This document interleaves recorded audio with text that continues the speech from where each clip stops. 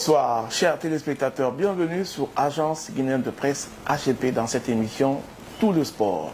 Aujourd'hui, nous allons parler de basketball, chers téléspectateurs. Après des années de bisbis, la Fédération guinéenne de basketball a un nouveau président. Le jeune président s'appelle Amara Babila Keïta. Avec lui, nous allons parler également des projets, des perspectives, également l'état des lieux actuellement de cette fédération. Chers téléspectateurs, si vous êtes avec nous, bienvenue sur AGP dans cette émission. Bonjour Monsieur Keïta. Bonjour Bouba, bonjour fidèles téléspectateurs. Ça fait plaisir de vous avoir ce matin. Merci, je vous remercie, ça fait plaisir aussi. Alors, nous allons parler de basketball ce matin. Après ces années de bisbis, est-ce qu'on peut dire à date que la crise est derrière nous? Bien sûr, on le confirme aujourd'hui, la crise est derrière nous. Parce qu'aujourd'hui, on a réussi à ramener, disons, 80% des acteurs du basketball. Je pense qu'avec le temps, les 20% restants, ils viendront avec les projets qu'on a à mettre en place. Est-ce que vous pouvez nous faire un peu l'état des lieux? Vous êtes arrivé, il y avait une présidente de la fédération qui était là, vous avez pris fonction, on peut avoir une idée? Bon, je vous remercie pour cette question. Nous sommes venus à la tête de la fédération en octobre. Arrivé, nous avons malheureusement rien trouvé. On n'a pas d'archives, on n'a pas de compte, on n'a rien du tout. Donc on part de rien. Mais il faut reconnaître que ce basketball a une histoire. Et nous, les acteurs du basketball, il est de notre devoir de faire connaître cette histoire aux jeunes qui viennent.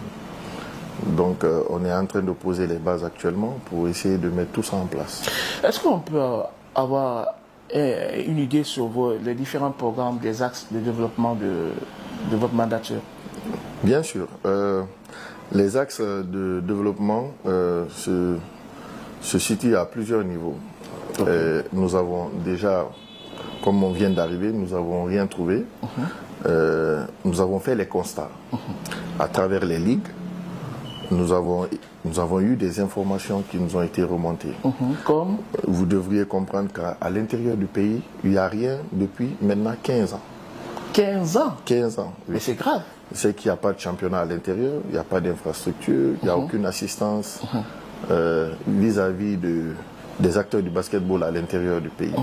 Donc nous sommes venus trouver cet état de fait.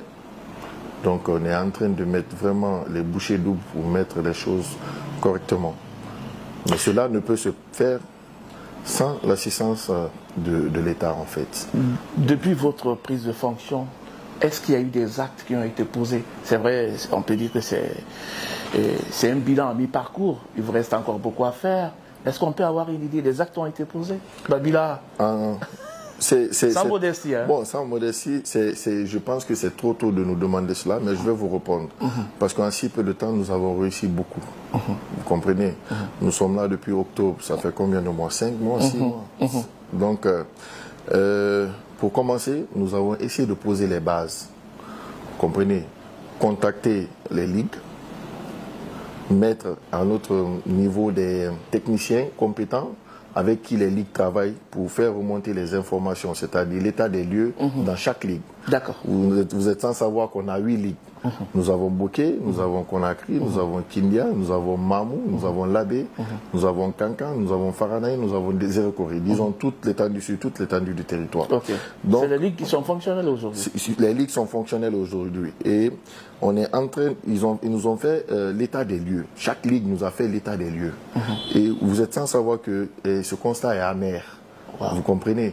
Ce constat est amer, mais en si peu de temps, nous sommes en train de remobiliser la famille du basketball à l'intérieur. Vous comprenez? Les choses sont en train de reprendre parce qu'il y a de l'espoir. Nous avons, arrivé à la tête de la fédération, nous avons eu comme première compétition la sortie de la zone 2, du tournoi de zone 2 à Thiès, au Sénégal.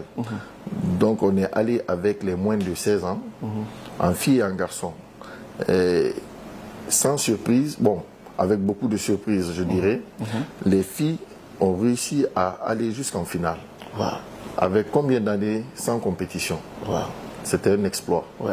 Et vraiment, ça nous pousse encore à redoubler d'efforts. Les garçons sont allés en demi-finale, ils ont été éliminés. Donc, pour nous, c'est une satisfaction. Après tant d'années sans activité et que ces enfants puissent nous sortir ces résultats, vraiment c'est satisfaisant. Ça nous prouve à suffisance qu'avec beaucoup de travail, nous pouvons nous en sortir. Après ça, nous avons organisé la Coupe nationale que tout le monde a déjà vu. Qui a suscité assez d'engouement. Exactement, qui a suscité beaucoup d'engouement. On n'a pas oublié l'intérieur. Nous avons invité les 8 ligues qui ont été représentées, qui sont venues pour la compétition, donc qui s'est très bien passé, dont on a vu des ligues qui sont sorties du lot parce qu'ils n'ont pas arrêté de s'entraîner, malgré les mecs moyens qu'ils avaient. Et c'est le lieu pour moi de remercier ces présidents de ligue et ces acteurs qui mettent de l'argent dans le basketball à l'intérieur du pays. Voilà. Après ça, nous avons eu la sortie en Afro-Basket, les qualificatifs, pour l'Afro-Basket. Et croyez-moi, personne ne pensait que nous allions nous qualifier. C'est la pure vérité. Parce que dans notre poule, il se trouve le premier de l'Afrique, qui est l'Angola, et le 4e de l'Afrique, qui est la Tunisie. Waouh, c'est un exploit. Oui, bien sûr. Et nous sommes allés à cette compétition, les autorités, je peux te dire qu'ils ne croyaient pas, mais on a pu faire, disons, l'incroyable, l'inimaginable. Aujourd'hui, je veux que l'État croit au basket. Vous comprenez? Le basketball aujourd'hui est un facteur de développement. Ça suscite beaucoup d'engouement.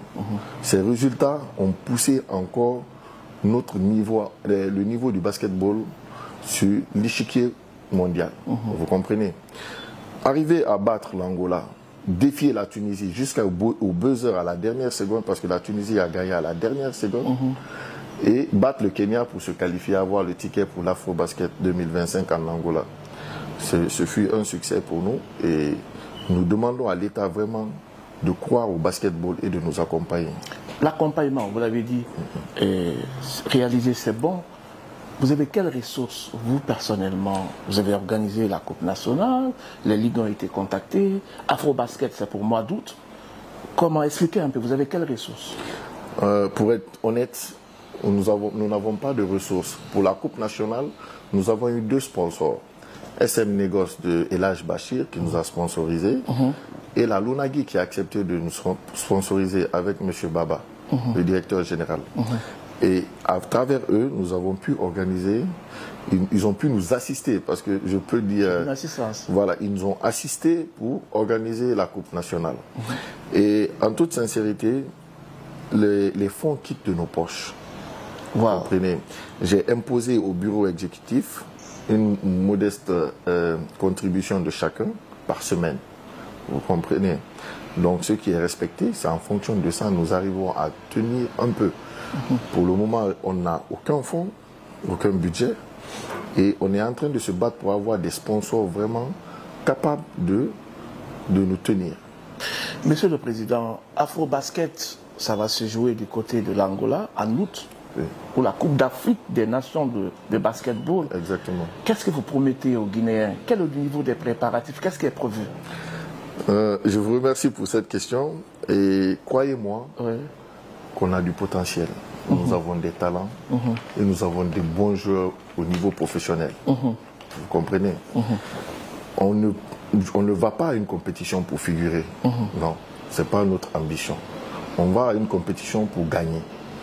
Je vais être très exigeant, mais avec cette équipe, je vais demander le plus fort. Vous comprenez? Et pour ça, il faut que l'État nous aide, que les sponsors nous accompagnent. Ça ne peut pas aller sans les moyens. Oui, je vous explique. Vous savez, en sport, ce qui est important avec une équipe nationale, c'est le regroupement et la préparation pour une compétition. Quand c'est mal fait, ou quand c'est pas fait, ou quand c'est inexistant, vous allez juste vous promener. Donc nous demandons à l'État de tenir compte de cela. Nous avons demandé, à travers un courrier au ministère, de nous trouver un regroupement d'1 mois. Vous comprenez? Où tous les joueurs vont se regrouper pendant 1 mois, travailler avec le coach, étudier les équipes qui vont participer à la compétition, parce que c'est très important d'avoir les séances vidéo, parce que en réalité, si on s'est qualifié, c'est en partie à cause des séances vidéo. Sinon, comment la Guinée est placée 73e rang peut battre le premier de l'Afrique? Ah non. Vous comprenez? Les séances vidéo ont été très importantes. Vous comprenez? Parce que nous avons étudié de fond en comble les jeux, les matchs et tout. Et c'est ce qui nous a permis vraiment d'avoir cet exploit. Et pour ces phases finales, nous demandons cela. Nous demandons que les moyens sont là pour que l'équipe soit regroupée, travailler convenablement en fonction de toutes les équipes et pouvoir vraiment aller en finale et remporter pour la première fois de notre histoire l'Afrobasket. Alors qu'en est-il des joueurs locaux? Parce que le plus souvent nous constatons que dans les autres disciplines, en football, en basketball, ils sont les parents pauvres. Est-ce que pour cette compétition, on peut espérer avoir quelques joueurs issus, c'est vrai qu'on n'a pas de championnat, et issus de notre championnat local ici, appartenir un peu à cette équipe? Pour être sincère avec vous, avec la permission du technicien, parce que normalement c'est une question pour eux, mais je vais vous répondre parce que je discute beaucoup avec eux. À ce niveau, là où on est aujourd'hui, il est très difficile de prendre un joueur pour aller représenter sur le plan national l'équipe nationale. Parce que il y a eu presque 5 ans, 6 ans, il n'y a pas eu de compétition sur le plan national. Ah ouais. Donc aucune expérience, une nouvelle génération. Et il y a beaucoup de travail qui doit suivre.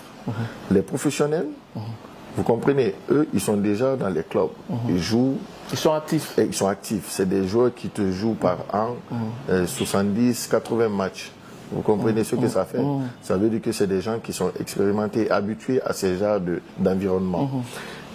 Mais qu'à cela ne tienne, vous comprenez, le regroupement, ça demande le concours de tout le monde, que ce soit sur le plan local, que sur le plan international. Vous comprenez, c'est-à-dire les locaux, il y a des joueurs qui seront sélectionnés au regroupement qui viendront, qui vont jouer avec les professionnels. Se familiariser un peu. Exactement, voir un peu comment ça se passe, se préparer, et puis voir, pourquoi pas, voir à travers le coach un choix sur un joueur local. Cela m'amène un peu à poser la question à M. Ousmane, c'est là on l'appelle Ousté, président de la commission des compétitions. Le championnat national de basketball, c'est imminent, hein, c'est pour bientôt. Est-ce qu'on peut avoir une idée? C'est ça l'image de la Coupe nationale ou vous comptez mettre la barre un peu plus... Merci pour cette question.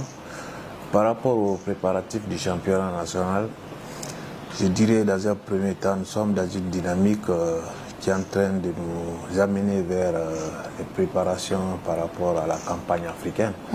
Maintenant, s'il est question de parler le championnat national, je pense que c'est à l'issue, c'est au terme de ces différentes compétitions où nous allons faire face à l'organisation du championnat national. Vous savez, c'est à travers le championnat national qu'on peut produire vraiment des talents qui pourront vraiment être dans les équipes nationales pour représenter la Guinée dignement dans les compétitions. Ou au-delà de ça, les meilleurs qui seront issus de ce championnat national, c'est qui seront rajoutés à nos binationaux qui viendront de l'étranger pour constituer vraiment une équipe dynamique, compétitive, capable de représenter notre pays. Et nous, de notre cas, nous n'allons pas en compétition pour juste une simple représentativité. Et nous partons, c'est pour vraiment se faire voir, faire valoir la Guinée sur le plan de basketball. Et comme vous le constatez, la Guinée vient aussi de se qualifier pour l'Afro-Basket. Imaginez, nous sommes allés avec 0 victoire. L'ancienne équipe qui était là avait enregistré 3 défaites pendant le premier tour qualificatif. Donc nous, en notre temps, nous sommes allés, nous avons relevé le défi. Et pour avoir ce résultat, il a fallu vraiment un travail. Et vous avez constaté, nous n'avons pas eu des joueurs locaux ici pour être là. Voilà. Parce que cela est dû simplement l'équipe sortante de la Fédération guinéenne de basketball n'avait pas pu organiser des compétitions à l'intention de nos équipes locales. Et il se trouve quelque part au niveau de FIBA Afrique, ces joueurs ne sont pas fichés. Donc, ce n'est que juste 10% des joueurs locaux qui sont fichés. Et ces joueurs-là, c'est des joueurs qui évoluaient au compte de l'équipe Slack. Et le Slack, c'est le propriétaire du président sortant. Donc tous les autres joueurs, les 90 joueurs, aucun d'eux n'est fiché auprès de FIBA. Donc c'est ce qui nous a empêché vraiment de déceler quelques talents pendant l'organisation de notre Coupe nationale pour pouvoir ajouter sur les binationaux là-bas pour pouvoir aller sur ce tour qualificatif. D'accord. Une compétition de telle envergure demande les moyens. Est-ce qu'à date, on peut dire que tout est bon? Non, c'est pas possible. Mais je suis là, sans langue de bois. C'est pas possible. Bon, c'est le lieu de l'ancien appel auprès de nos autorités. Oui. De nos autorités. Vous savez, nous, notre génération, nous sommes l'un des produits de ce gouvernement, le CNRD. Nous, on n'aime pas trop faire des bruits, ni parler beaucoup. Ouais. C'est les actes que nous posons. Ça, c'est vrai. Si peu de temps, nous sommes vraiment parvenus à faire qualifier la Guinée dans une Coupe d'Afrique. Ça, déjà, c'est un exploit. Donc, nous demandons à l'autorité allez-y, adressez-vous. De nous venir à l'aide. Je m'adresse au président de la République. C'est un basketteur. Oui, c'est un basketteur. Eh bien oui, une autre raison de plus. Ouais, de venir on l'appelle à même l'aide. Jordan, parce qu'il faut le voir. Voilà. Et puis il aime le basket. Ah, il aime Moi, le je l'ai basket. vu jouer à Kankan pendant des championnats. D'accord. Le temps de Fodé Amarakonte, c'est un grand basketteur. Nous venons vraiment vers lui, pour lui demander une doléance afin qu'il accepte vraiment d'accompagner cette équipe dynamique qui prétend faire beaucoup de choses. D'accord, tant sur le plan national, mais aussi sur le plan africain. Voilà, chers téléspectateurs, vous êtes dans cette émission Tout le sport sur AGP, le président de la Fédération guinéenne de basketball, M. Amara Babila Keita. Alors, M. Keita, on va se quitter bientôt. À date, quelles sont les difficultés que vous rencontrez? Je vous remercie, Bouba. À vrai dire, on a un sérieux problème en ce qui concerne le financement. Vous êtes sans savoir que le sport va avec, disons, l'argent. Il y a beaucoup de choses qu'on doit réaliser. Ouais. Nous sommes venus avec un programme de développement basé sur la réalisation des infrastructures, la formation à tous les niveaux, c'est-à-dire arbitres, entraîneurs, joueurs et tout ce qui va avec. Même aujourd'hui, dans la gestion du sport, il faut former. Parce que c'est différent de la gestion administrative qu'on a dans l'administration publique ou privée. On a besoin de ça, vraiment. Et nous lançons un appel aux autorités, aux sponsors, de nous venir en aide et de nous assister. Parce qu'il faut qu'ils acceptent de croire au basketball. Parce qu'aujourd'hui, les choses ont changé. Et vraiment, on veut envoyer ce basketball à un niveau professionnel. Donc, nous ne pouvons pas réaliser cela sans leur concours. Donc, c'est l'occasion pour moi aussi, parce que tout ce qu'on fait là, c'est grâce au ministre des Sports, M. Bogola Abba. C'est l'occasion pour nous de le remercier pour tout ce qu'il fait. Parce que ce monsieur se donne corps et âme pour pouvoir vraiment satisfaire toutes les fédérations. Mais aujourd'hui, il a pu régler le problème au sein de la fédération. Et aujourd'hui, comme il aime le dire, c'est des bébés, ils ne connaissent pas d'abord la procédure. Et vraiment, nous le remercions pour tout ce qu'il fait aujourd'hui. Et en toute sincérité, je le dis haut et fort, ce basketball a un avenir. Nous avons du potentiel, vraiment. Donc, nous, on est là pour mettre les bases, pour essayer d'atteindre vraiment des objectifs. Moi, aujourd'hui, j'ai dit à tout le monde, tout le bureau, toute la famille du basketball, j'ai un objectif bien défini. Aujourd'hui, je veux que la Guinée, en basketball, participe aux Jeux Olympiques 2028. Wow. C'est un objectif haut, mais ce n'est pas quelque chose qu'on ne peut pas faire. Ce n'est pas impossible. Je crois en cette équipe, je crois qu'on peut vraiment le faire. Si on a ce qu'on veut, c'est-à-dire on a toute l'assistance qu'on doit avoir, tant sur le plan étatique, mais que sur le plan des sponsors également. Alors, il me reste plus qu'à vous dire merci. Peut-être un dernier mot? Bon, je vous remercie. Bon, je n'ai pas grand-chose à dire. Ce que je dis, et je regarde aujourd'hui la caméra pour appeler toute la famille du basketball, il y a des gens qui sont frustrés.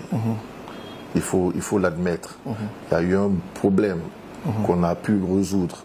Aujourd'hui, nous appelons nos frères, nos sœurs qui sont frustrés, d'essayer de venir pour qu'on se donne la main, qu'on travaille pour pousser notre basketball haut. Allez, c'était là votre émission Tout le sport sur AGP qui avait pour invité aujourd'hui le président de la Fédération guinéenne de basketball, M. Amara Babila Keïta, également son chargé de compétition, M. Sila Ousmane, on l'appelle Ousté. On se donne rendez-vous la semaine prochaine sur la même chaîne. Merci, au revoir.